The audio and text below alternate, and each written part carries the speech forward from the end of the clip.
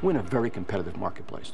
And we believe that the people who solve the ease of use problem will win the marketplace. Making these systems easy to use is, to a large extent, making them fit the personality of each user. If you look at the Thinkpad, which is a notebook, and that has Windows, and that has Intel microprocessors, and other notebooks have Windows and microprocessors.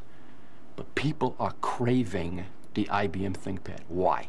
People are always looking for something that's going to be special. People want special things in their lives.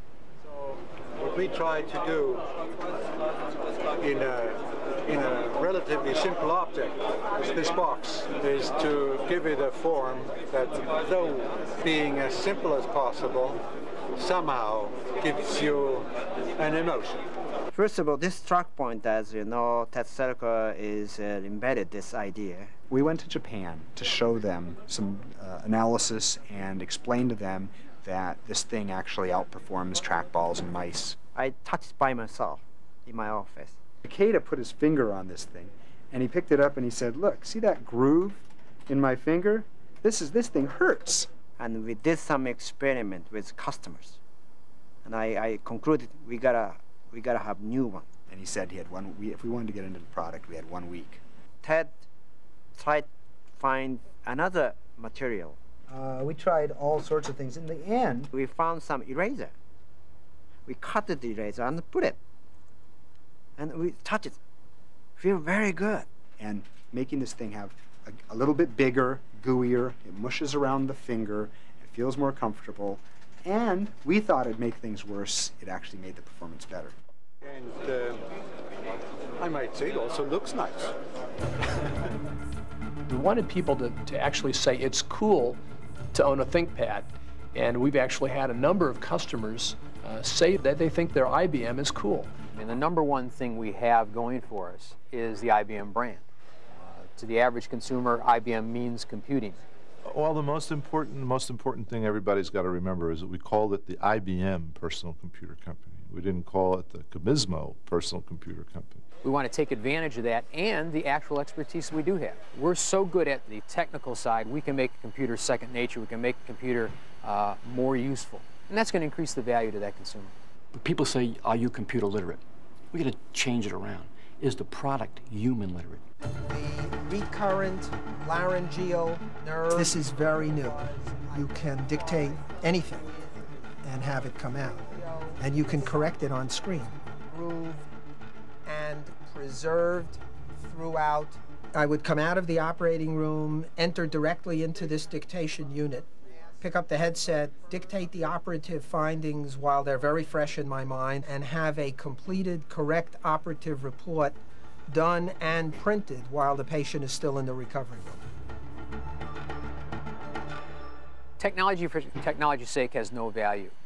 The benefit that we're going to offer is making a product that's useful because of that technology. No longer are the standards electronic acronyms that somebody built in a lab. The standards are now how people operate on a daily routine. Hi, welcome to IBM PC Direct. My name is Lee Highsmith. How can I help you today? People want value point product, and they know this is an easy way to buy one. What we're doing here with our 800 number is we're actually giving access to people in their homes or their places of business to the people who are building the machine for them. We're able to take a very specific personal instruction from one of our customers and make sure that it follows the machine throughout the process. So when that order signal goes over to our manufacturing floor, they see the exact translation of what you ordered from your living room. And that's the way you want to have it set up. You can take a customer order, build it exactly the way they want it, and ship it to them exactly when they want it. All of our manufacturing plants around the world are re-engineering their processes to be able to respond directly to a customized order. It's called build to order. So you're all set. How many times have you taken a cheeseburger from a fast food place and had to take the tomato off yourself? Probably more times than you'd like. Well, we deliver computers without the tomato in them if you don't like tomatoes. And that's key, I think, for being successful selling personal computers in the 90s and the years beyond.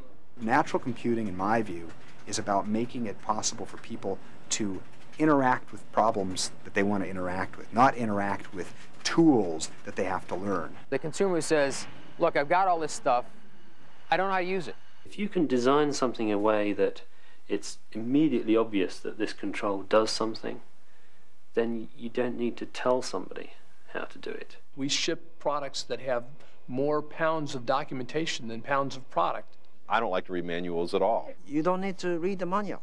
That should be the goal. If you look at PS1s, PS1s is targeted to a market of people who are intimidated by computing.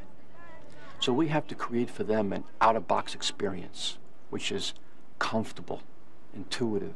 We'll give you the basic tools so that a computer can be useful to you as soon as you open the box. The challenge is speaking to customers and understanding the attributes that they're looking for and the comfort levels that they're looking for. We did a survey nationwide.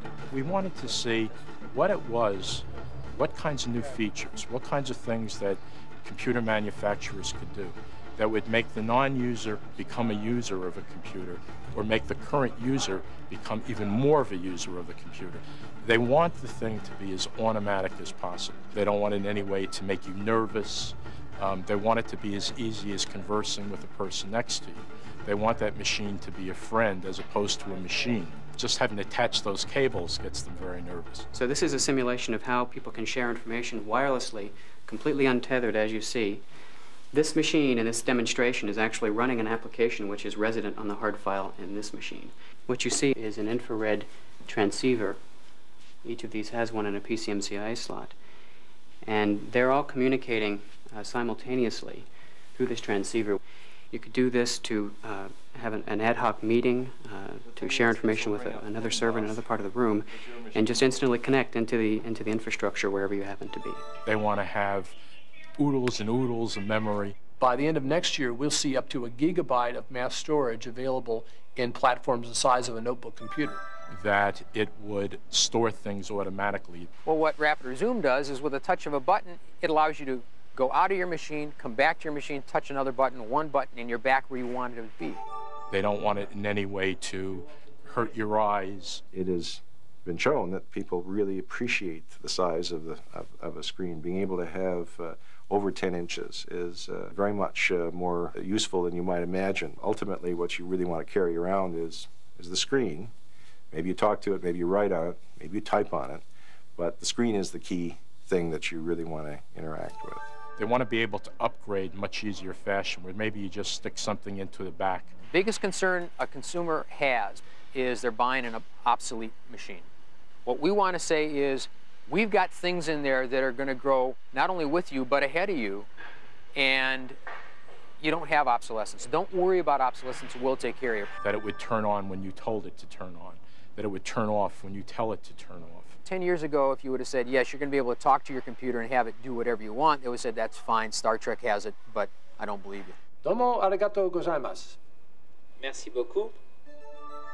So I think the key to the future is going to be that we'll be able to meet not just the needs now, but the needs of the future for those people who dream up things that currently don't exist. If car buyers in 1997 were asked today what they want, none of them would tell you they want a car that can fly, because none of them think they can have one in 1997. Because a consumer doesn't know what they don't know.